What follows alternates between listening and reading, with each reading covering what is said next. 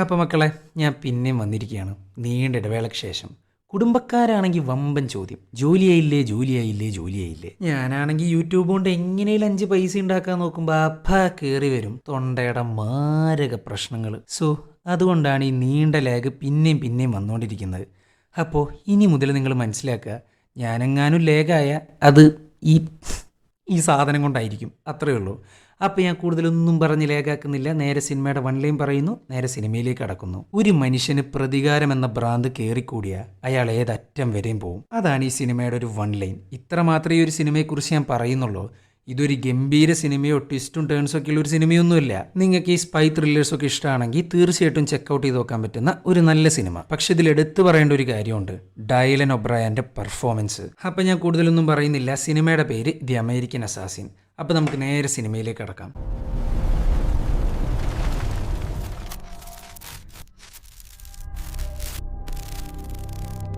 സ്പെയിനിലെ ഒരു ഭംഗിയുള്ള ബീച്ച്. അങ്ങോട്ട് വെക്കേഷൻ ആഘോഷിക്കാൻ വന്നിരിക്കുകയാണ് മിച്ചും അവൻ്റെ ഗേൾഫ്രണ്ടായ കത്രീനയും കൂടെ.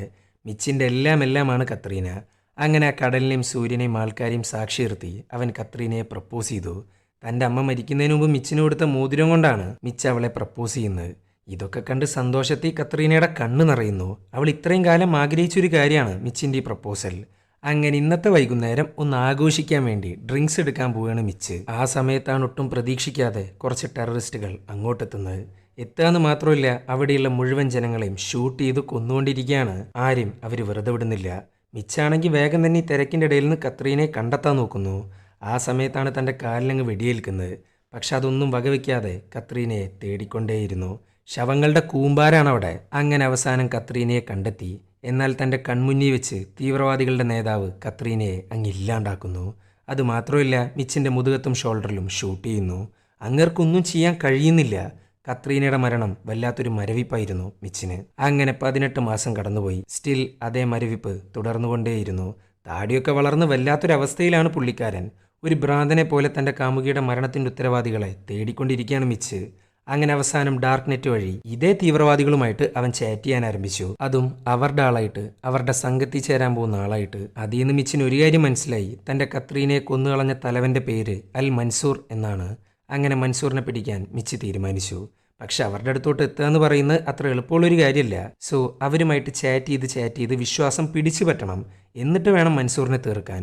എന്നാൽ അത്രയും വലിയൊരു ഭീകരനുമായിട്ട് ഏറ്റുമുട്ടുമ്പോൾ തനിക്ക് അസാധ്യ സ്കില്ലിൻ്റെ ആവശ്യമുണ്ട്. സോ തുടങ്ങി ട്രെയിനിങ് എടുക്കാൻ. Fighting, gun fighting, hand to hand combat, അങ്ങനെയെല്ലാം 18 മാസത്തിൻ്റെ ഇടയിൽ ട്രെയിൻ ചെയ്തുകൊണ്ടേയിരുന്നു.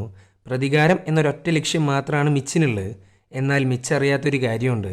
മിച്ചിൻ്റെ അപ്പാർട്ട്മെൻറ്റ്, അവൻ പോകുന്ന വഴികൾ, കടകൾ, ചെയ്യുന്ന കാര്യങ്ങൾ എന്ന് വേണ്ട സകലതും എൻ്റെയർ CIA വാച്ച് ചെയ്യുന്നുണ്ടായിരുന്നു. അങ്ങനെ ഇരിക്കുമ്പോഴാണ് മിച്ചിന് ഒരു സുവർണാവസരം കിട്ടുന്നത്. മിച്ചിനെ അന്ധമായി വിശ്വസിച്ച് മൻസൂറിൻ്റെ ആൾക്കാർ അവരുടെ സാമ്രാജ്യത്തിലോട്ട് അവനെ വെൽക്കം ചെയ്യുന്നു. ലിബിയ. അവിടെയാണ് സാക്ഷാൽ അൽ മൻസൂർ ഉള്ളത്. അങ്ങനെ മൻസൂറിന്റെ ആൾക്കാർ പറഞ്ഞ ലൊക്കേഷനിലെത്തി. അവരങ്ങനെ ഇങ്ങനെയൊന്നും അകത്തോട്ട് കയറ്റത്തില്ല. സോ മൊത്തത്തിൽ ചെക്ക് ചെയ്യുന്നു. എന്നാൽ മിച്ചിന്റെ കയ്യിൽ വെപ്പൺസ് ഒന്നുമില്ല. പക്ഷെ ഒരു അവസരം വന്നാൽ തീർക്കാനായിട്ട് തന്റെ കണ്ണാടക്കകത്ത് ചെറിയൊരു ബ്ലേഡ് തിരികെ വെച്ചിട്ടുണ്ട് മിച്ച്. അതവർ കാണാണ്ടങ്ങ് എടുത്തു വെക്കുന്നു. അങ്ങനെ സാക്ഷാൽ മൻസൂറിന് മുമ്പിൽ എത്തിയിട്ടുണ്ട് മിച്ച്. അപ്പോഴാണ് ഒട്ടും പ്രതീക്ഷിക്കാതെ മൻസൂറിന് നേരെ വലിയൊരു അറ്റാക്ക് ഉണ്ടാവുന്നത്. അതോടുകൂടെ മൻസൂർ അങ്ങ് ഇല്ലാണ്ടായി. മിച്ച് ഇത്രയും കാലം കാത്തിരുന്ന പ്രതികാരം ചെയ്യാൻ അവനെ കൊണ്ട് സാധിച്ചില്ല. അതുകൊണ്ട് പുള്ളിക്കാരനൊരു ഭ്രാന്തനെ പോലെ മരിച്ചു കിടക്കുന്ന മൻസൂറിനെ കത്തി കൊണ്ട് കുത്തി കുടലടക്കം പുറത്തെടുക്കുന്നു. അപ്പോഴാണ് അങ്ങോട്ട് CIA വരുന്നത്. അവരായിരുന്നു ഈ അറ്റാക്കിൻ്റെ പിന്നിൽ. മൻസൂറിനെ പിടിക്കാൻ അവരെ കൊണ്ട് ഇതുവരെ സാധിച്ചിട്ടുണ്ടായിരുന്നില്ല. അപ്പോഴായിരുന്നു സ്പെയിനിലെ അറ്റാക്ക്. അന്ന് അറ്റാക്കിൽ പങ്കെടുത്ത് രക്ഷപ്പെട്ട എല്ലാ ആൾക്കാരെയും അവർ വാച്ച് ചെയ്യുന്നുണ്ടായിരുന്നു. അപ്പോഴാണ് മിച്ചിൻ്റെ പ്രതികാരം അവരുടെ കണ്ണീപ്പെടുന്നത്. അങ്ങനെ അതേ പ്രതികാരം യൂസ് ചെയ്ത് മൻസൂറിനെ കണ്ടെത്തുന്നു, കൊല്ലുന്നു. ചുരുക്കി പറഞ്ഞ CIA മിച്ചിൻ്റെ പ്രതികാരം കാരണമാണ് അവനെ കണ്ടെത്തിയതും കൊന്നുകളഞ്ഞതും. അങ്ങനെ 1 മാസം കഴിഞ്ഞു. മിച്ചിൻ്റെ ലുക്കേ മാറി. അതിനൊരു കാരണമുണ്ട്. പുള്ളിക്കാരനെ കഴിഞ്ഞ 1 മാസമായിട്ട് CIA പിടിച്ചു വച്ചിരിക്കുകയാണ്. ഡെയിലി മിച്ചിനെ ചോദ്യം ചെയ്യും. എന്നാൽ ധിക്കാരം മാത്രമാണ് എൻ്റെയർ CIA കണ്ടുകൊണ്ടിരിക്കുന്നത്. അങ്ങനെ ഈ സമയത്താണ് മിച്ചിൻ്റെ ഫയൽ അങ്ങ് എടുക്കുന്നത്. അതിനകത്തുണ്ട് മിച്ചിൻ്റെ ഇതുവരെയുള്ള ലൈഫ്. തൻ്റെ 14-ാം വയസ്സിലാണ് ഒരു ആക്സിഡൻറ്റിൽ പെട്ട് തൻ്റെ പാരൻസ് അങ്ങ് മരിക്കുന്നത്. അതിനുശേഷം ഡിസിപ്ലിൻ എന്താണെന്ന് മിച്ച് അറിഞ്ഞിട്ടേയില്ല. ചെറുപ്പം മുതലേ താളം തെറ്റിയൊരു ലൈഫായിരുന്നു മിച്ചിൻ്റെ. അങ്ങനെ ഇരിക്കുമ്പോഴാണ് കത്രീന തൻ്റെ ലൈഫിലോട്ടങ്ങ് കടന്നു വരുന്നത്. എന്നാൽ അതും ഇല്ലാണ്ടായി. അങ്ങനെ ഈ സമയത്താണ് CIA ഡെപ്യൂട്ടി ഡയറക്ടറായ ഐറീൻ മിച്ചിനെ അങ്ങ് കാണാൻ വരുന്നത്. പക്ഷെ മിച്ചിനറിയില്ല അവനെ കൊണ്ടൊരു മാരക ദൗത്യം ഐറീൻ പ്ലാൻ ചെയ്യുന്നുണ്ടെന്ന്. മിച്ച് എന്താണ് നിന്റെ പ്ലാൻ? പ്രത്യേകിച്ചൊന്നുമില്ല. മൻസൂറിനെ കണ്ടെത്തുക, കൊല്ലുക, അതിനുശേഷം ലോകത്തുള്ള ഓരോ തീവ്രവാദികളെയും ഇല്ലാണ്ടാക്കുക. പക്ഷെ എന്നെ വെച്ച് നിങ്ങൾ മൻസൂറിനെ കൊന്നു. ഞാനില്ലായിരുന്നെങ്കിൽ നിങ്ങൾ വെറും സീറോ. മിച്ചേ, സംഭവമൊക്കെ ശരിയാ. നീ മുഖേനയാണ് മൻസൂറിനെ പിടിച്ചതും കൊന്നതും. എന്നാൽ ഞങ്ങളന്ന് അവിടെ വന്നില്ലായിരുന്നെങ്കിൽ അവർ നിന്നെ നിർത്ത് സ്ഥലം വിട്ടായിരുന്നു. പക്ഷെ എന്തൊക്കെ പറഞ്ഞാലും നിന്റെ ഈ അജണ്ട എനിക്കങ്ങ് ബോധിച്ചു. നീ എൻ്റെ കൂടെ നിന്നാ നിന്റെ പ്രതികാരം നിനക്ക് നടപ്പിലാക്കാൻ സാധിക്കും. ലോകത്തുള്ള ഓരോ തീവ്രവാദികളെയും നിനക്ക് കൊല്ലാൻ സാധിക്കും. നിന്നെപ്പോലെയുള്ള ആളുകളെയാണ് ഞാൻ തേടിക്കൊണ്ടിരിക്കുന്നത്. സോ ആലോചിച്ച് തീരുമാനമെടുക്ക്. ഈ സമയത്താണ് CIA മറ്റൊരു പ്രശ്നം നേരിടുന്നത്. ആരൊക്കെയോ ചേർന്ന് ഡീകമ്മീഷൻ ചെയ്ത റഷ്യൻ ന്യൂക്ലിയർ ഫെസിലിറ്റിയിൽ നിന്ന് പ്ലൂട്ടോണിയം മോഷ്ടിച്ചിരിക്കുന്നു. ഈ പ്ലൂട്ടോണിയം മെറ്റൽ വെച്ച് ഒരു ന്യൂക്ലിയർ ബോംബ് നിർമ്മിക്കാൻ സാധിക്കും. അതിനാവശ്യമായിട്ടുള്ള ട്രിഗറും ഫിസിസിസ്റ്റിനെയും കിട്ടിയാൽ ആരാണോ പ്ലൂട്ടോണിയം മോഷ്ടിച്ച് അവർക്ക് ഈസി ആയിട്ട് ന്യൂക്ലിയർ ബോംബ് ഉണ്ടാക്കാൻ പറ്റും. അങ്ങനെ ഈ സമയത്താണ് ഇവരുടെ ചീഫിനെ കാണാൻ ഐറീൻ പോകുന്നത്. അത് വേറൊന്നിനും വേണ്ടിയിട്ടല്ല, മിച്ചിൻ്റെ കാര്യം പറയാനായിരുന്നു. ഐറീൻ, നീ വിചാരിക്കുന്ന പോലെയല്ല. ഓൾറെഡി ഈ ന്യൂക്ലിയർ പ്രശ്നം കാരണം ഭ്രാന്ത് കയറിയിട്ടാണ് ഞാൻ നിൽക്കുന്നത്. പിന്നെ പോരാത്തിന് നമ്മുടെ സീക്രട്ട് ഡിപ്പാർട്ട്മെൻ്റായ ഒറിയോണിൽ മിച്ചിനെ ചേർക്കാന്നൊക്കെ പറയുന്നത്. അവൻ്റെ പ്രൊഫൈലും കാര്യങ്ങളൊക്കെ ഞാൻ കണ്ടു. പ്രതികാരം തലയ്ക്ക് പിടിച്ചൊരു സൈക്കോയാണ് അവൻ. അവനെ പിടിച്ച് ഒറിയോണിൽ ചേർക്കാൻ ഞാൻ സമ്മതിച്ചാലും അത് ഓപ്പറേറ്റ് ചെയ്യുന്ന സ്റ്റാൻ ഒരിക്കലും സമ്മതിക്കാൻ പോകുന്നില്ല. സർ, സ്റ്റാനിൻ്റെ കാര്യം ഞാനേറ്റു. ഇത്രയും കാലം ഞാൻ തേടിക്കൊണ്ടിരിക്കുന്ന ഒരു പ്രൊഫൈലാണ് മിച്ചിൻ്റെ. അവനെക്കൊണ്ട് പലതും സാധിക്കും. Sir, please. ഇതൊക്കെ കേട്ടേക്ക് അങ്ങേര് ഫ്ലാറ്റ്. അങ്ങനെ ഐറീൻ മിച്ചിനെയും കൊണ്ട് അവരുടെ രഹസ്യ ഡിപ്പാർട്ട്മെൻറ്റിലോട്ട് യാത്ര തിരിച്ചു. കണ്ണ് കെട്ടിയിട്ടൊക്കെയാണ് കൊണ്ടുപോകുന്നത്. ലോകത്തുള്ള ഒരു മനുഷ്യക്കുഞ്ഞിന് പോലും ഇങ്ങനൊരു രഹസ്യ ഡിപ്പാർട്ട്മെൻറ്റ് ഉണ്ട് എന്നുള്ളത് അറിയത്തില്ല. പക്ഷേ ഇതൊന്നുമല്ല ഇവിടുത്തെ ഹൈലൈറ്റ്. ഈ ഡിപ്പാർട്ട്മെൻറ്റ് മുന്നോട്ട് നയിക്കുന്ന ഒരാളുണ്ട്, സ്റ്റാൻ ഹാർലി. ഒരു എക്സ് നേവിയാണ് സ്റ്റാൻ. പുള്ളിക്കാരൻ്റെ കൂടെയാണ് ഐറീൻ്റെ അച്ഛൻ വർക്ക് ചെയ്തിരുന്നത്. സ്റ്റാൻ ഹാർലി നടത്തുന്ന ഈ ഒരു പ്രോഗ്രാമിന് ഒരു പ്രത്യേകതയുണ്ട്. ഈ സീക്രട്ട് സർവീസിലോട്ട് ചേരാൻ വരുന്നത് ആരാണേലും ശരി, വികാരങ്ങളും വിചാരങ്ങളും പുറത്തു വെച്ചതിന് ശേഷം മാത്രമേ ചേരാൻ പാടുള്ളൂ. അങ്ങനെ ഈ സ്റ്റാൻ മിച്ചിനെ ചോദ്യം ചെയ്യുന്ന ഫൂട്ടേജ് കണ്ടുവെക്കുന്നു. അത് കണ്ടേക്ക് പുള്ളിക്കാരന് ഒരു കാര്യം മനസ്സിലായി. മിച്ചിൻ്റെ ഉള്ളിൽ കിടന്ന് പുകയുന്ന ഈ പ്രതികാരം തന്നെയാണ് അവൻ്റെ ഏറ്റവും വലിയ വീക്ക്നെസ്. അങ്ങനെ മിച്ചിനെയും കൊണ്ട് ഐറീനെത്തി. സ്റ്റാനാണെങ്കിൽ ഒട്ടും താല്പര്യമില്ല മിച്ചിനെ ഹയർ ചെയ്യാനായിട്ട്.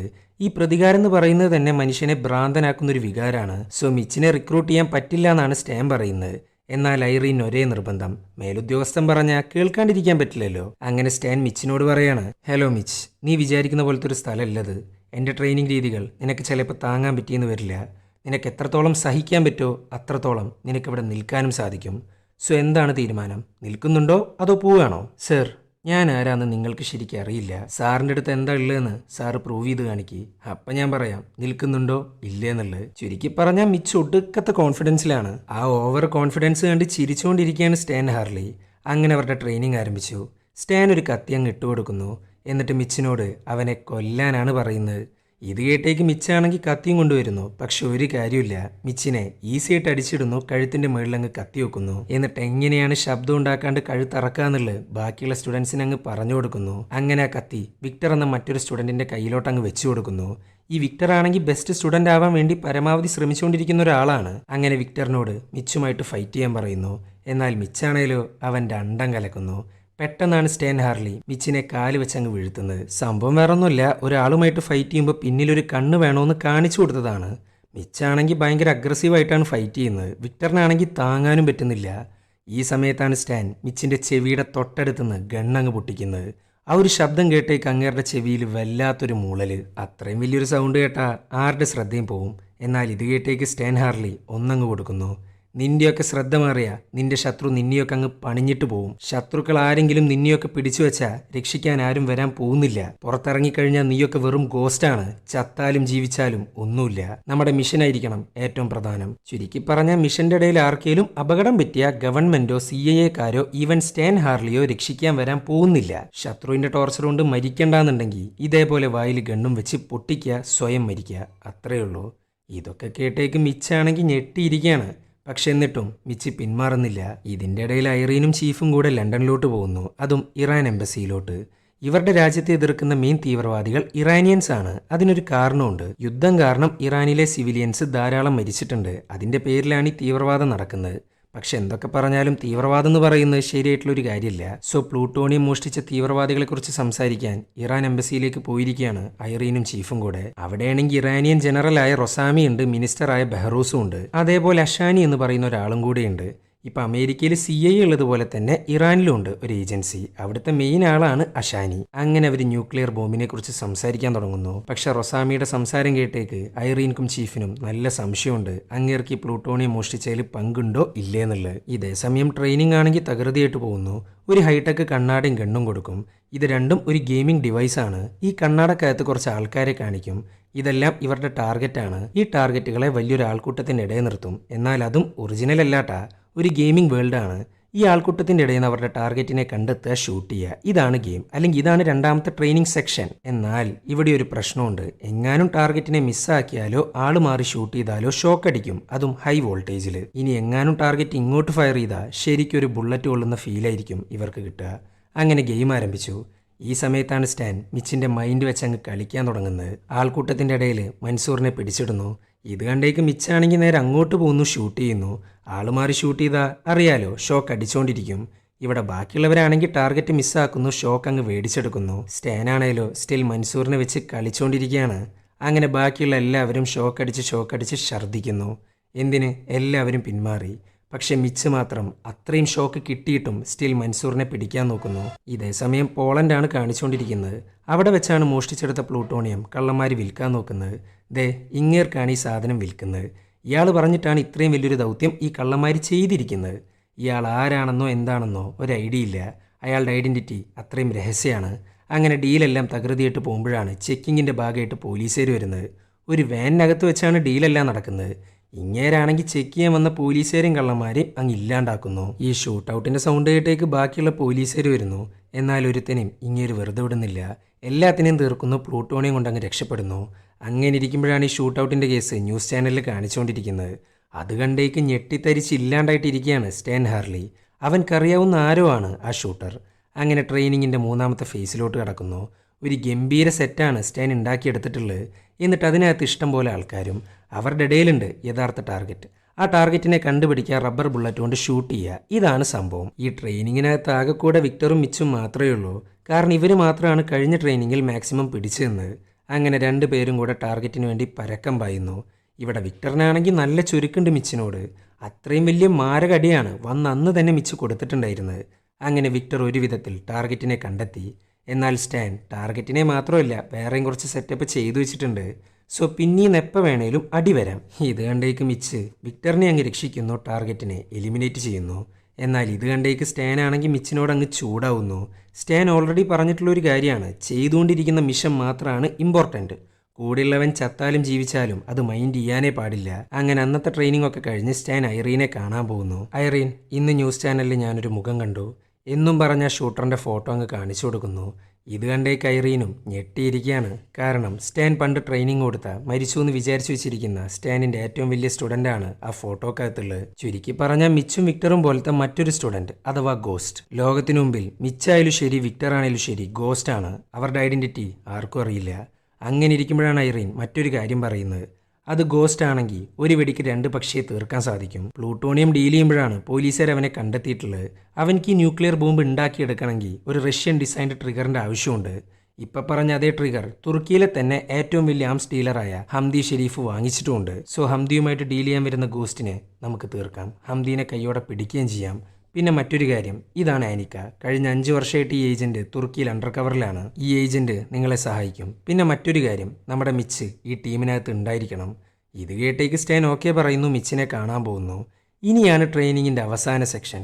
പുള്ളിക്കാരൻ മിച്ചിൻ്റെ ഫ്രണ്ടിലോട്ട് വെച്ചു കൊടുക്കുന്നത് തൻ്റെ ഗേൾ ഫ്രണ്ട് കൊല്ലപ്പെടുന്ന വീഡിയോ ആയിരുന്നു. അവനെ മാക്സിമം പ്രവോക്ക് ചെയ്യാനാണ് സ്റ്റാൻ നോക്കിക്കൊണ്ടിരിക്കുന്നത്. ഇത് കണ്ടേക്ക് ഇങ്ങേരാണെങ്കിൽ സ്റ്റാനെ കൊല്ലാൻ നോക്കുന്നു. പക്ഷെ ഒരു കാര്യമില്ല, ഒരു വയറെടുക്കുന്നു, മിച്ചിൻ്റെ കഴുത്തിന് ചുറ്റുന്നു. പിന്നെ മിച്ചിനൊന്നും ചെയ്യാൻ സാധിക്കുന്നില്ല. എന്നാൽ അപ്പോഴാണ് സ്റ്റാൻ ആ പാടങ്ങ് പറഞ്ഞു കൊടുക്കുന്നത്. Never ever let it get personal. നമ്മുടെ ഇമോഷന് പ്രാധാന്യം കൊടുത്താൽ എല്ലാം കയ്യിന്ന് പോകും. അങ്ങനെ ഐറിൻ്റെ നിർബന്ധത്തിൽ മിച്ചിനെ ടീമിലേക്ക് എടുക്കുന്നു, തുർക്കിയിലോട്ട് പോകുന്നു. കൂടെ വിക്ടറും ഉണ്ടിട്ടാ. ദേ ഇതാണ് ആനിക്ക, ഇവരുടെ അണ്ടർ കവർ ഏജന്റ്.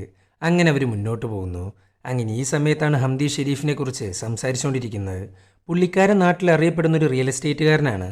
എന്നാൽ റിയൽ എസ്റ്റേറ്റിൻ്റെ മറവിൽ ആംസ് ഡീലിംഗും ഉണ്ട്. തീവ്രവാദികൾക്കും ക്രിമിനൽസിനും എപ്പോഴേലൊക്കെ വാല്യുബിൾ ആയിട്ടുള്ള സാധനം കൊണ്ടുവരുന്ന ഒരു സാന്റാക്ലോസ് ആണ് സാക്ഷാൽ ഹംദി ഷെരീഫ്.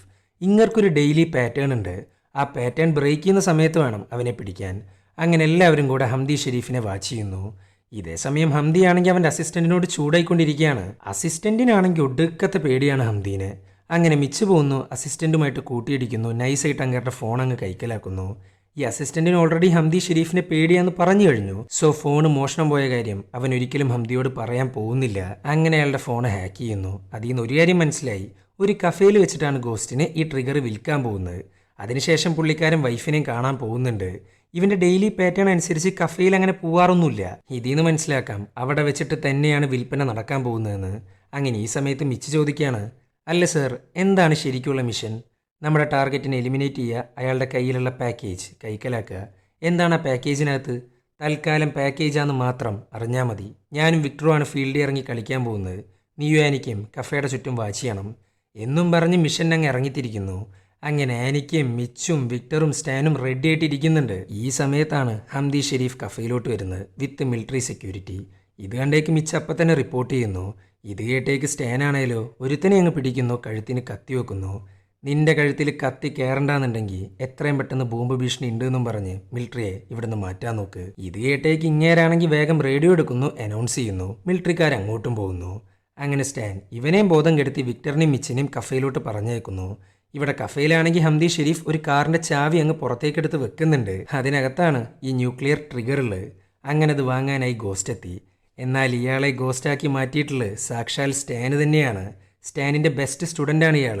അയാൾക്കറിയാം തൻ്റെ ചുറ്റിനും എന്താണ് നടക്കുന്നതെന്ന്. സോ അവൻ വിക്ടറിനെ സ്പോട്ട് ചെയ്യുന്നു, കത്തിയെടുക്കുന്നു, അങ്ങ് തീർക്കുന്നു. ആ ഒരു കറക്റ്റ് സമയത്താണ് മിച്ചിനെയും കാണുന്നത്. പിന്നെ പറയണ്ടല്ലോ, അവിടെ ഗംഭീര ഷൂട്ടൗട്ടാണ് നടക്കുന്നത്.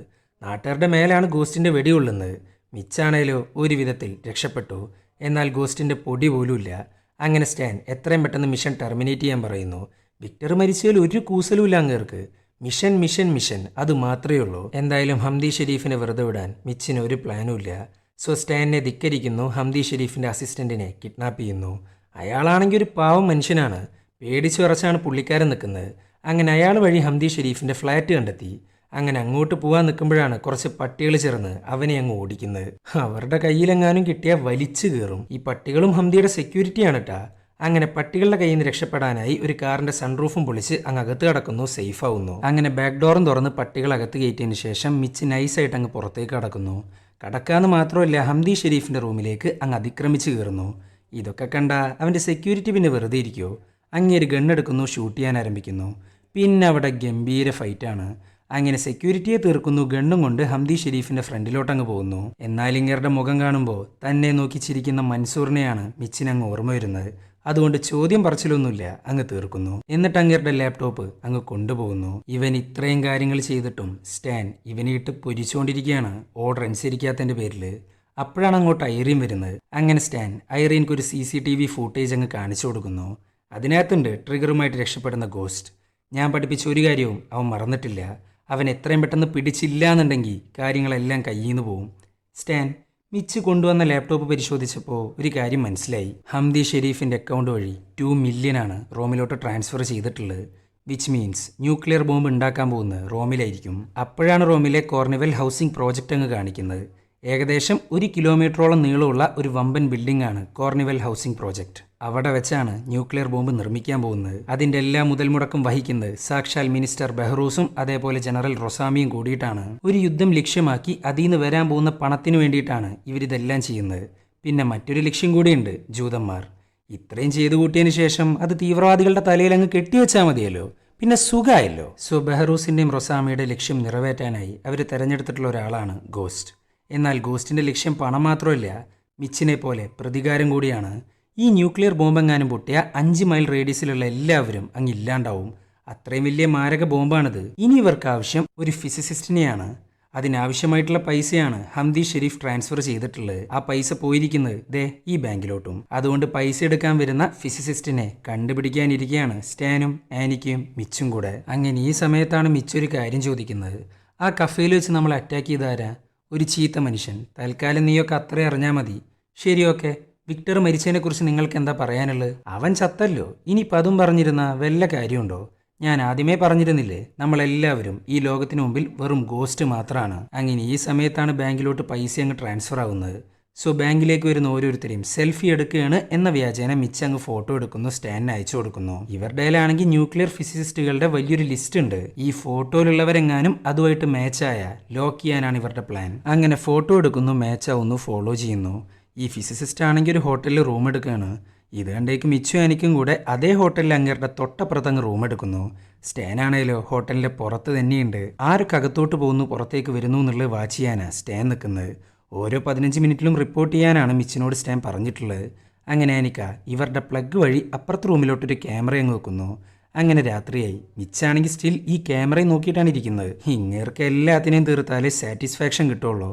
അങ്ങനെ ഈ സമയത്ത് ആനിക്ക പറയാണ്, മിച്ച് നിന്റെ അവസ്ഥ എന്താണെന്ന് എനിക്ക് നന്നായിട്ടറിയാം. സ്നേഹിക്കുന്നവർ വിട്ടുപിരിയുന്നതിൻ്റെ വേദന ഞാനും അനുഭവിച്ചിട്ടുണ്ട്. ഇതൊക്കെ സംസാരിച്ചുകൊണ്ടിരിക്കുമ്പോഴാണ് ക്യാമറക്കകത്ത് മറ്റൊരു മുഖത്തെ കാണിക്കുന്നത്. പിന്നെ പറയണ്ടല്ലോ, വേഗം തന്നെ ഗണ്ണെടുക്കുന്നു. പക്ഷെ ഒരു കാര്യം ഉണ്ടായിരുന്നില്ല, അങ്ങോട്ട് ഇഷ്ടം പോലെ ഗുണ്ടകളാണ് വരുന്നത്. ഇതേ സമയം സ്റ്റാൻ ആണെങ്കിൽ ചെറുതായിട്ട് ടെൻഷൻ ആവുന്നു. ഓരോ 15 മിനിറ്റിലും റിപ്പോർട്ട് ചെയ്യാനാണ് പറഞ്ഞിട്ടുള്ളത്. എന്നാൽ 15 മിനിറ്റ് ആയിട്ടും ഇതുവരെ വിളിച്ചിട്ടില്ല. അങ്ങനെ സ്റ്റാൻ റൂമിലേക്ക് പോകുന്നു. അങ്ങേരുടെ പേടി മിച്ചിനെ കുറിച്ച് ഓർത്തോ ആനിക്കാനെ കുറിച്ച് ഓർത്തോ അല്ല, ഫിസിസിസ്റ്റിനെ ആലോചിച്ചിട്ടാണ്. അങ്ങേരെങ്ങാനും രക്ഷപ്പെട്ടാൽ തീർന്ന്. അങ്ങനെ ഇരിക്കുമ്പോഴാണ് റൂമിലേക്ക് സാക്ഷാൽ ഗോസ്റ്റ് അങ്ങ് വരുന്നത്. വരികയെന്ന് മാത്രമല്ല, അവരെ അങ്ങ് പിടിച്ചു വെക്കുന്നു. നിന്റെ സ്റ്റാൻ ഹാർലി എവിടെയുണ്ട്? ഇത് പറഞ്ഞ് നാക്കെടുത്തില്ല. സ്റ്റാൻ അങ്ങോട്ട് വരുന്നു, അങ്ങ് ഷൂട്ട് ചെയ്യുന്നു. പിന്നെ ഇവർ 3 പേരും കൂടെ ഗംഭീര ഫൈറ്റാണ്. ഒരു ബ്ലഡ് ബാത്താണ് ആ റൂമിനകത്ത്. ഇതിൻ്റെ ഇടയിൽ ഗോസ്റ്റ് ആണെങ്കിൽ ജനാലയും പൊളിച്ച് രക്ഷപ്പെടുന്നു. അങ്ങനെ അവർ ഫിസിസിസ്റ്റിനെയും കൊണ്ട് അവരുടെ ഹൈഡൗട്ടിലോട്ട് പോകുന്നു. എന്നിട്ട് അയാളെ പരമാവധി ചോദ്യം ചെയ്യാണ്. എന്നാൽ അയാൾക്കാണെങ്കിൽ ഗോസ്റ്റ് എന്നുള്ള പേരല്ലാണ്ട് ഒരു തേങ്ങ അറിയില്ല. ഈ ചോദ്യം ചെയ്യൽ നടക്കുമ്പോൾ ആനിക്കയാണെങ്കിൽ ഐറീനെ വിളിച്ച് കാര്യങ്ങൾ പറയാൻ പോകുന്നു. അങ്ങനെ ഈ സമയത്താണ് ആനിക്ക കേൾക്കാണ്ട് മിച്ച് കുറച്ച് ചോദ്യങ്ങൾ അങ്ങ് ചോദിക്കുന്നത്, അതും സ്റ്റാനോട്. സ്റ്റാൻ, ഇപ്പം പറഞ്ഞ ഗോസ്റ്റ് ശരിക്കും ആരാ? അയാൾ 2 പ്രാവശ്യമായി നമ്മുടെ മിഷൻ്റെ കുറുകെ വരുന്നു. അവൻക്ക് എങ്ങനെയാണ് സ്റ്റാൻ ഹാർലി എന്ന നിന്റെ പേരറിയുന്നത്? നീയാണോ അവനെ ട്രെയിൻ ചെയ്ത്? ഇതൊക്കെ കേട്ടിട്ടും സ്റ്റാൻ ആണെങ്കിൽ ഒരു അക്ഷരം മിണ്ടുന്നില്ല. അങ്ങനെ അന്ന് രാത്രി മിച്ചിൻ്റെ മുറിവൊക്കെ കെട്ടിക്കൊടുക്കുകയാണ് ആനിക്ക. ആ ഒരു മാരക ഫൈറ്റിൽ ധാരാളം പരിക്ക് പറ്റിയിട്ടുണ്ട് 2 പേർക്കും. മിച്ചേ, നീ ഇങ്ങനെ ടെൻഷനാവില്ലേ? ഗോസ്റ്റിന് വേണ്ടി നാളെ തന്നെ സെർച്ചിങ് ആരംഭിക്കും. ഇത് കേട്ടേക്കും മിച്ച അങ്ങ് ഞെട്ടിയിരിക്കുകയാണ്. കാരണം സ്റ്റാനും മിച്ചും ഗോസ്റ്റിനെ കുറിച്ച് ചർച്ച ചെയ്യുമ്പോൾ അവിടെ ആനിക്ക ഉണ്ടായിരുന്നില്ല. പിന്നെ അവൾക്ക് എങ്ങനെയാണ് ഗോസ്റ്റ് എന്നുള്ള പേര് കിട്ടുന്നത്? ഇതിൽ നിന്ന് മിച്ചിന് ഒരു കാര്യം മനസ്സിലായി, മിച്ചിനറിയാത്ത പലതും ഇവൾക്കറിയാന്ന്. അത് മാത്രമല്ല, ആനിക്ക CIA അല്ല, ഇറാനിയൻ ഇൻ്റലിജൻസ് ആണ്. മറ്റൊരു രാജ്യത്തിൻ്റെ സീക്രട്ട് ഏജൻറ്റ് ഇവരുടെ കൂടെ കൂടിയിട്ടുണ്ടെങ്കിൽ അതിലെന്തോ ചതിയുണ്ട്. മിച്ച് പിന്നെ ഒന്നും നോക്കിയില്ല, ഒരു ഭ്രാന്തനെ പോലെ അവളെ ചോദ്യം ചെയ്യുന്നു. എന്നാൽ ആനിക്കയാണെങ്കിൽ ഭയങ്കര സ്ട്രോങ് ആണ്. പക്ഷെ അധിക നേരം അവളെ കൊണ്ട് പിടിച്ചു നിൽക്കാൻ സാധിച്ചില്ല. അവളെ പിടിച്ച് വെള്ളത്തിൽ മുക്കി ടോർച്ചർ ചെയ്യാണ് മിച്ച്. അങ്ങനെ സ്റ്റാൻ വരുന്നു, ആനിക്കനെ ചോദ്യം ചെയ്യാൻ ആരംഭിക്കുന്നു. അതിൽ നിന്ന് ഇവർക്ക് ഒരു കാര്യം മനസ്സിലായി, ആനിക്ക ഇറാനിയൻ ഇന്റലിജൻസ് ആണ്. അവളുടെ ഹാൻഡ്ലർ വേറെ ആരുമല്ല, നേരത്തെ ബെഹറൂസിന്റെയും റൊസാമിയുടെയും കൂടെ കണ്ട സാക്ഷാൽ അഷാനി. ഈ അഷാനി ജസ്റ്റ് ഒരു ഹാൻഡ്ലർ മാത്രമല്ല, ഇവളുടെ അങ്കിളും കൂടെയാണ്. അങ്ങനെ അഷാനിയെ കാണാൻ സ്റ്റാൻ അങ്ങ് പോകുന്നു. സ്റ്റാനിന്റെ പഴയ സുഹൃത്താണ് അഷാനി. പക്ഷെ അഷാനി ആണേലും ശരി, ആനിക്കാണേലും ശരി, ഇവരെ ചതിച്ചിട്ടില്ല. ന്യൂക്ലിയർ ബോംബ് കണ്ടെത്തുക, എല്ലാവരെയും രക്ഷിക്കുക, ഇത് തന്നെയാണ് അവരുടെ ലക്ഷ്യം. എന്നാൽ സ്റ്റാനും മിച്ചും കണ്ടുപിടിച്ചതിനേക്കാൾ കൂടുതൽ ഇൻഫർമേഷൻ അഷാനിയും ആനിക്കയും കണ്ടെത്തിയിട്ടുണ്ട്. അങ്ങനെ ഇൻഫർമേഷൻ സ്റ്റാൻ അങ്ങ് കൊടുക്കുന്നു. സ്റ്റാൻ, ഇതിൻ്റെ എല്ലാം പിന്നിൽ ജനറൽ റൊസാമിയും മിനിസ്റ്റർ ബെഹറൂസുമാണ്. അവരാണ് ഗോസ്റ്റ് എന്ന് പറയുന്നവനെ ഹയർ ചെയ്തിട്ടുള്ളത്. ഇറാനും അമേരിക്കയും തമ്മിലുള്ള ന്യൂക്ലിയർ ട്രീറ്റി അവർക്കൊട്ടും താല്പര്യമില്ലായിരുന്നു. കഴിഞ്ഞ 2 വർഷമായിട്ട് ഇവർ ബോംബ് ഉണ്ടാക്കാനായിട്ട് ശ്രമിച്ചുകൊണ്ടിരിക്കുകയാണ്. അവരുടെ ടാർഗറ്റ് ഏത് രാജ്യമാണെന്നൊന്നും എനിക്കറിയില്ല. റൊസാമി ടെഹ്റൂൺ എന്ന സ്ഥലത്താണുള്ളത്. എന്നാൽ ബെഹറൂസ് ഇവിടെ റോമിലുണ്ട്. പിന്നെ മറ്റൊരു കാര്യം, ഒരു ഇറാനിയൻ ഫിസിസിസ്റ്റിനെ അവർ കണ്ടെത്തിയതായിട്ട് റിപ്പോർട്ടുണ്ട്. വിച്ച് മീൻസ് നിങ്ങൾ പിടിച്ച ഫിസിസിസ്റ്റിനെ കൊണ്ട് യാതൊരു ഉപകാരമില്ല. അവർ ഓൾറെഡി ബോംബ് ഉണ്ടാക്കാൻ തുടങ്ങിയിട്ടുണ്ടാവും. ഇതൊക്കെ കേട്ടേക്ക് ഞെട്ടിയിരിക്കുകയാണ് സ്റ്റാൻ. ആ ഒരു കറക്റ്റ് സമയത്താണ് അഷാനിയുടെ നെഞ്ചത്തോട്ടും സ്റ്റാൻ്റെ കാലിലോട്ടങ്ങ് വെടികൊള്ളുന്നത്. ഷൂട്ട് ചെയ്തിരിക്കുന്നത് വേറെ ആരുമല്ല, ഗോസ്റ്റാണ്. അങ്ങനെ അഷാനി കൊല്ലപ്പെട്ടു. ഇതേ സമയം ഐറീൻ ആണെങ്കിൽ ഹൈഡൗട്ടിൽ എത്തിയിട്ടുണ്ട്. അവൾ വരുന്നു, ആനിക്കാൻ അറസ്റ്റ് ചെയ്ത് കൊണ്ടുപോകുന്നു. ഐറീൻക്കാണെങ്കിൽ കാര്യങ്ങളൊന്നും ഇതുവരെ മനസ്സിലായിട്ടില്ല. അങ്ങനെ ഈ സമയത്താണ് ഒരു ഫോൺ കോൾ വരുന്നത്. അഷാനിയുടെ ഡെഡ് ബോഡി പോലീസുകാർ കണ്ടെത്തി. ഇത് കേട്ടേക്ക് മിച്ച് പറയാണ്, ഐറീൻ, സ്റ്റാൻ ഇപ്പറഞ്ഞ അഷാനിനെ കാണാനാണ് പോയിരിക്കുന്നത്. എത്രയും പെട്ടെന്ന് സ്റ്റാനിനെ രക്ഷിച്ചേ പറ്റുള്ളൂ. സ്റ്റാനല്ല ഇവിടെ പ്രധാനം, ഒരു ന്യൂക്ലിയർ ബോംബാണ് നമ്മുടെ തലയ്ക്ക് മേലെ നിൽക്കുന്നത്. അത് എത്രയും പെട്ടെന്ന് കണ്ടെത്തണം. പിന്നെ സ്റ്റാനിൻ്റെ കാര്യം, അവനിപ്പോൾ ഇവിടെ ഉണ്ടായിരുന്നെങ്കിൽ മിഷൻ ഇമ്പോർട്ടൻസ് കൊടുക്കാനേ പറയത്തുള്ളൂ എന്നും പറഞ്ഞ് ഐറീൻ പോകുന്നു. പക്ഷേ മിച്ചാണെങ്കിൽ സ്റ്റാനിനെ പോലെയോ ഐറീൻ്റെ പോലെയോ അല്ല. അവൻ സ്റ്റാനിനെ അങ്ങ് രക്ഷിക്കാൻ ഇറങ്ങിത്തിരിക്കുന്നു. എന്നാൽ അതിനു മുമ്പായിട്ട് അറസ്റ്റ് ചെയ്തുകൊണ്ട് പോകുന്ന ആനിക്കാനെ രക്ഷിക്കണം. അഷാനി മരിച്ചതോടുകൂടെ മിച്ചിന് ഏകദേശം കാര്യങ്ങളെല്ലാം മനസ്സിലായിട്ടുണ്ട്. സോ പോകുന്നു, ആനിക്കാനെ രക്ഷിക്കുന്നു. തൻ്റെ അങ്കിള് മരിച്ചതറിഞ്ഞ പാടാകെ കയ്യിന്ന് പോവാണ് പുള്ളിക്കാരുത്തി. അവളുടെ ഫോണിലാണെങ്കിൽ ബെഹ്റൂസിന്റെ ഫോൺ കണക്ട് ചെയ്ത് വെച്ചിട്ടുണ്ട്. അങ്ങനെ ആ ഫോണും നോക്കി ബെഹ്റൂസിനെ ട്രാക്ക് ചെയ്യാൻ ആരംഭിക്കുന്നു. ബെഹ്റൂസിനെ കിട്ടിയ സ്റ്റാനിനെ കിട്ടും. ഇതേ സമയം ഗോസ്റ്റ് ആണെങ്കിൽ സ്റ്റാനിനെ ടോർച്ചർ ചെയ്തുകൊണ്ടിരിക്കുകയാണ്. അപ്പോഴാണ് അവൻ്റെ യഥാർത്ഥ പേരങ്ങ് റിവീലാവുന്നത്. റോണി, സ്റ്റാൻ്റെ ഏറ്റവും പ്രിയപ്പെട്ട സ്റ്റുഡൻറ്റ്. എന്നാൽ ഒരു മിഷനകത്ത് സ്റ്റാൻ കൊടുത്ത ഓർഡർ ധിക്കരിച്ചു. അതിൻ്റെ ഫലമായിട്ട് ശത്രുക്കളാണെങ്കിൽ റോണിയെ പിടിച്ചുകൊണ്ടുപോയി ടോർച്ചർ ചെയ്തു, അതും വർഷങ്ങളോളം. അവർ ടോർച്ചർ ചെയ്തതിൻ്റെ പാടുകളാണ് ഈ കാണുന്നത്. എന്നാൽ സ്റ്റാൻ ആണേലോ റോണിയെ രക്ഷിക്കാൻ ശ്രമിച്ചിട്ടില്ല. മിഷന് മാത്രം ഇമ്പോർട്ടൻസ് കൊടുക്കുന്ന സ്റ്റാൻ അതൊരിക്കലും ചെയ്യത്തില്ലല്ലോ. അതിൻ്റെ പ്രതികാരമാണ് റോണി ഇപ്പം ചെയ്തുകൊണ്ടിരിക്കുന്നത്. സ്റ്റാൻ, നിൻ്റെ ആ പുതിയ പയ്യനുണ്ടല്ലോ, അവനാൾ കൊള്ളാം. എൻ്റെ ഒരു പുതിയ വെർഷനെ നീ സൃഷ്ടിച്ചെടുത്തു. പറ, അവൻ എവിടെയുണ്ട് എന്നും പറഞ്ഞ് ഓരോ നഖങ്ങളായിട്ട് പറിച്ചെടുത്തുകൊണ്ടിരിക്കുകയാണ് റോണി. പക്ഷെ സ്റ്റാൻ ഒന്നും മിണ്ടുന്നില്ല. ഇത് കണ്ടേക്ക് റോണിയാണെങ്കിൽ ഷോക്ക് അടിപ്പിക്കുകയാണ് അവനെ. അതും പോരാണ്ട് നെഞ്ചത്തൊരു മുറിവുണ്ടാക്കിയതിന് ശേഷം ഗ്യാസ് കട്ടർ കൊണ്ട് അങ്ങ് ചൂടാക്കുന്നു. അങ്ങേർക്കാണെങ്കിൽ വേദന സഹിക്കാൻ പറ്റുന്നില്ല. എന്നാൽ ആ സമയത്താണ് ബെഹ്റൂസ് അങ്ങോട്ട് വരുന്നത്. അയാളുടെ ഉദ്ദേശം എന്താണെന്ന് വെച്ചാൽ ബോംബുണ്ടാക്കി മറ്റൊരു രാജ്യത്തെ ആക്രമിക്കുക എന്നുള്ളതാണ്. എന്നാൽ റോണി ബെഹ്റൂസിനെ സംഘത്തെയും അങ്ങ് ഇല്ലാണ്ടാക്കുന്നു. ഈ ബോംബിനുള്ള ഫണ്ട് ഉണ്ടാക്കുക, അതിനു വേണ്ടിയിട്ട് മാത്രമാണ് അവൻ ബെഹ്റൂസിനെ കൂട്ടുപിടിച്ചിട്ടുണ്ടായിരുന്നത്. ഇനിയിപ്പോൾ ബെഹ്റൂസിൻ്റെ ആവശ്യമില്ല. സ്റ്റാൻ, എൻ്റെ ലക്ഷ്യം അമേരിക്കയാണ്. നിന്നെ ഞാൻ എന്തായാലും കൊല്ലാൻ പോകുന്നില്ല. നീ കാണണം നീ ഉണ്ടാക്കിയെടുത്ത എന്നെ പോലെയുള്ള രാക്ഷസന്മാർക്ക് എന്തൊക്കെ ചെയ്യാൻ പറ്റുമെന്ന്. ഇന്ന് നീ കാരണം ഇഷ്ടം പോലെ അമേരിക്കൻസിൻ്റെ ലൈഫാണ് ഇല്ലാണ്ടാവാൻ പോകുന്നത് എന്നും പറഞ്ഞ് ബോംബങ്ങ് ഓണാക്കുകയാണ്. ഇതേ സമയം മിച്ചു ആനിക്കയും കൂടെ അകത്ത് കിടക്കുന്നു. ഈ സമയത്താണ് ആനിക്കയുടെ കഥ പറയുന്നത്. ആനിക്കയുടെ അച്ഛനും ബ്രദറും കൂടെ ബെഹ്റൂസിനും റൊസാമിക്കും എതിരെ പോരാടിയിട്ടുണ്ട്. പക്ഷെ ഒരു കാര്യം ഉണ്ടായിരുന്നില്ല, ഇവർ രണ്ടും കൂടെ അവരെ അങ്ങ് കൊന്നുകളഞ്ഞു. സോ ബെഹ്റൂസിനെയും റൊസാമിനെയും തീർക്കാനായിട്ട് മറ്റൊരാളുടെ സഹായം കൂടിയേ തീരുള്ളൂ. അതുകൊണ്ടാണ് CIA കൂടെ അങ്ങ് അഭിനയിച്ചു നിന്നത്. അങ്ങനെ ഇവർ രണ്ടുപേരും കൂടെ കോർണിവൽ ബിൽഡിങ്ങിലെത്തി. എന്നാൽ അകത്തോട്ട് കിടക്കാൻ പറ്റുന്നില്ല, ഗേറ്റ് ലോക്കാണ്. എന്നാൽ എനിക്കാണേലോ മെലിഞ്ഞ കാരണം ഒരു വിധത്തിൽ അകത്ത് കിടക്കുന്നു. ആ സമയത്താണ് മരിക്കാറായ ബെഹ്റൂസിനെ കാണുന്നത്. തൻ്റെ കുടുംബത്തെ ഇല്ലാണ്ടാക്കിയ ബെഹ്റൂസിനെ കണ്ടപാട് ആനിക്ക അങ്ങ് പൊട്ടിക്കുന്നു. ഈ ഗൺഷോട്ടിൻ്റെ സൗണ്ട് കേട്ടേക്ക് റോണിയാണെങ്കിൽ ബോംബും കൊണ്ട് പോകുന്നു. അവൻ്റെ ആൾക്കാർ ഇവരെ കൊല്ലാനും പോകുന്നു. പിന്നെ മിച്ചം ഒന്നും നോക്കിയില്ല, കാറും കൊണ്ട് ഗേറ്റും പൊളിച്ചങ്ങ് അകത്ത് കിടക്കുന്നു. വരുന്ന വഴിക്ക് ഇഷ്ടം പോലെ ഗുണ്ടകളുണ്ട്. അവരുടെ മേത്തോടങ്ങ് കയറ്റുകയാണ് മിച്ച്. ഇവിടെയാണെങ്കിൽ കുറേ ഗ്യാസ് പൈപ്പ് ഉണ്ട്, അതിൻ്റെ മേളിൽ ഇടിച്ചിട്ടൊക്കെയാണ് അകത്തോട്ട് വരുന്നത്. അതുകൊണ്ട് തന്നെ ഒരു ഗംഭീര എക്സ്പ്ലോഷനാണ് ഉണ്ടാവുന്നത്. ഈ എക്സ്പ്ലോഷനെ കുറിച്ചുള്ള റിപ്പോർട്ട് ഐറീന് കിട്ടുന്നു. ഈ കോർണിവൽ ബിൽഡിംഗ് ഫ്യൂമിച്ചിനോ എന്ന് പറയുന്ന വാട്ടർ വേസിൻ്റെ അടുത്താണ്. സോ അങ്ങോട്ടേക്ക് സ്റ്റാനെയും ബാക്കിയുള്ളവരെ രക്ഷിക്കാനായിട്ട് ഹെലികോപ്റ്റർ അയക്കുകയാണ് ഐറീൻ. ഇതേ സമയം മിച്ചാണെങ്കിൽ സ്റ്റാനെ രക്ഷിക്കുന്നു. അവനാണെങ്കിൽ ആകെ ഞെട്ടിയിരിക്കുകയാണ്. തന്നെ രക്ഷിക്കാൻ വരുമെന്ന് അവൻക്ക് ഒട്ടും ഉറപ്പുണ്ടായിരുന്നില്ല. കാരണം ഈ ഡിപ്പാർട്ട്മെൻറ്റ് അങ്ങനെയാണ്. അങ്ങനെ സ്റ്റാൻ പറയാണ്, മിച്ചേ നീ എത്രയും പെട്ടെന്ന് ബോംബ് കണ്ടെത്താൻ നോക്ക്, ഞാൻ ഓക്കെയാണ്. ഇത് കേട്ടേക്ക് മിച്ച് വേഗം തന്നെ റോണിയെ പിടിക്കാനായിട്ട് യാത്ര തിരിച്ചു. എന്നാൽ റോണി അവൻ്റെ ഫ്രണ്ടിലോട്ട് അങ്ങ് വരുന്നു വിത്ത് ആനിക്ക. ആനിക്കയുടെ നേർക്ക് ഗണ്ണ് പിടിച്ചിരിക്കുകയാണ് റോണി. പക്ഷേ ആനിക്ക സ്വയം മരിക്കാൻ തയ്യാറായിട്ട് തന്നെയാണ് നിൽക്കുന്നത്.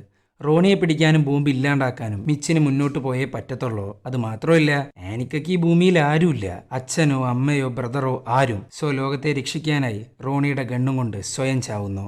എന്നാൽ മാത്രമേ മിച്ചിന് മുന്നോട്ട് പോകാൻ സാധിക്കുകയുള്ളൂ. ഇതൊക്കെ കണ്ട് മിച്ചാണെങ്കിൽ ഞെട്ടിത്തെരിച്ചിരിക്കുകയാണ്. അങ്ങനെ മിച്ച് മുന്നോട്ട് പോകുന്നു. അങ്ങനെ ഇരിക്കുമ്പോഴാണ് റോണി ഒരു ബോട്ടും കൊണ്ടങ്ങ് രക്ഷപ്പെടുന്നത്.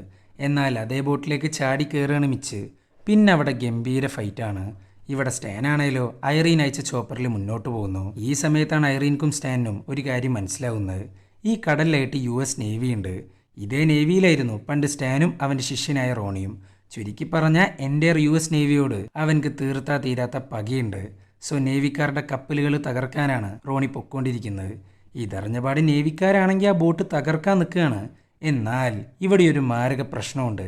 അവരെങ്ങാനും ബോട്ട് തകർത്താൽ ആ ബോട്ട് അങ്ങ് ഡെട്ടണേറ്റ് ആവുകയും ചെയ്യും, പൊട്ടുകയും ചെയ്യും. ഇതേ സമയം മിച്ചിനായിട്ട് അടിച്ചുകൊണ്ടിരിക്കുകയാണ് റോണി. അങ്ങനെ ഒരു വിധത്തിൽ റോണിയെ മിച്ചങ്ങ് തീർക്കുന്നു. എന്നിട്ട് ആ ബോട്ടും കൊണ്ട് കപ്പലിൻ്റെ അടുത്ത് നിന്ന് എത്രത്തോളം ദൂരം പോകാൻ പറ്റുമോ അത്രയും ദൂരം പോകുന്നു. പക്ഷെ ബോംബ് പൊട്ടാനാണെങ്കിൽ 3 മിനിറ്റേ ബാക്കിയുള്ളൂ. ചുരുക്കി പറഞ്ഞാൽ മിച്ച് ഒരിക്കലും രക്ഷപ്പെടാൻ പോകുന്നില്ല. ഇത് കണ്ടേക്ക് ഇന്നേ വരെ ടീം മെമ്പേഴ്സിനെ രക്ഷിക്കാൻ പോവാത്ത സ്റ്റാൻ റിസ്ക് എടുത്ത് മിച്ചിനെ രക്ഷിക്കാൻ പോകുന്നു. ഇത് കണ്ടേക്ക് ഐറീനാണെങ്കിൽ വേണ്ട വേണ്ടാന്ന് കുറേ പ്രാവശ്യം പറയുന്നുണ്ട്. പക്ഷെ ആര് കേൾക്കാൻ? അങ്ങനെ അങ്ങോട്ടെത്തുന്നു. ബോംബ് വെള്ളത്തിലോട്ട് ഇടാൻ പറയുന്നു. അവനെ രക്ഷിക്കുന്നു. ബോംബ് എന്തായാലും പൊട്ടും. സോ അതിൻ്റെ ആഘാതം കുറക്കാനാണ് വെള്ളത്തിലോട്ട് ഇടാൻ പറയുന്നത്. അങ്ങനെ ബോംബ് അങ്ങ് പൊട്ടുന്നു. 5 കിലോമീറ്റർ റേഡിയസിലുള്ള എല്ലാ സാധനത്തിനെയും കടലങ്ങ് ഉള്ളിലോട്ട് വലിച്ചുകൊണ്ട് പോവുകയാണ്. അത്രയും വലിയ മാരക എക്സ്പ്ലോഷനാണ് ആ കടലിനകത്ത് നടന്നിട്ടുള്ളത്. നേവിക്കാരുടെ കപ്പലിന്റെ പല ഭാഗങ്ങളും വെള്ളത്തിലോട്ട് പോകുന്നു. സുനാമി വരുന്നത് പോലെയാണ് തിരമാല. എന്തിന്? ഇവരുടെ ഹെലികോപ്റ്ററിന്റെ കൺട്രോൾ അടക്കം പോകുന്നു. എന്നാൽ എന്തോ ഭാഗ്യത്തിന് എല്ലാവരും രക്ഷപ്പെട്ടു. കപ്പലുകൾക്ക് അത്യാവശ്യം തകരാറൊക്കെ പറ്റിയിട്ടുണ്ടെങ്കിലും കാഷ്വാലിറ്റീസ് വളരെ കുറവാണ്. ചുരുക്കി പറഞ്ഞ ദി മിഷൻ കംപ്ലീറ്റഡ്. ഇതോടുകൂടെ സ്റ്റാനിൻ്റെ ആറ്റിറ്റ്യൂഡേ മാറി. മിഷന് മാത്രമല്ല ഇമ്പോർട്ടൻസ്, മനുഷ്യൻക്കുണ്ട്. അങ്ങനെ എല്ലാം അവസാനിച്ചു. എന്നാൽ ഇതിൻ്റെ ഇടയിലൊക്കെ നമ്മൾ വിട്ടുപോയൊരു കാര്യമുണ്ട്. ജനറൽ റൊസാമി അങ്ങേരിപ്പോൾ ദുബായിലാണുള്ളത്. അത് മാത്രമല്ല, മിച്ചിൻ്റെ പ്രതികാരമെന്ന ഭ്രാന്ത് തുടർന്നുകൊണ്ടേയിരിക്കുന്നു. ജനറൽ റൊസാമിയെ തീർക്കാനായി സ്റ്റാമ്പ് പോലും അറിയാണ്ട് അവൻ ദുബായിലെത്തി. ഈ ഒരു പോയിന്റ് വെച്ചിട്ടാണ് ഈ സിനിമ അങ്ങ് അവസാനിക്കുന്നത്. അപ്പോൾ വീഡിയോ ഇഷ്ടപ്പെട്ടാൽ ലൈക്ക് ചെയ്യുക. കൂടുതൽ വീഡിയോകൾക്കായി ചാനൽ സബ്സ്ക്രൈബ് ചെയ്യുക. പിന്നെ നിങ്ങളുടെ വിലയേറെ അഭിപ്രായങ്ങൾ കമൻറ്റ് ബോക്സിൽ എന്തായാലും രേഖപ്പെടുത്തുക. എന്നാലല്ലേ നമുക്ക് കൂടുതലായിട്ട് മെച്ചപ്പെടുത്താനും കൂടുതൽ സിനിമകളൊക്കെ ചെയ്യാൻ പറ്റുള്ളൂ. അപ്പോൾ ബൈ.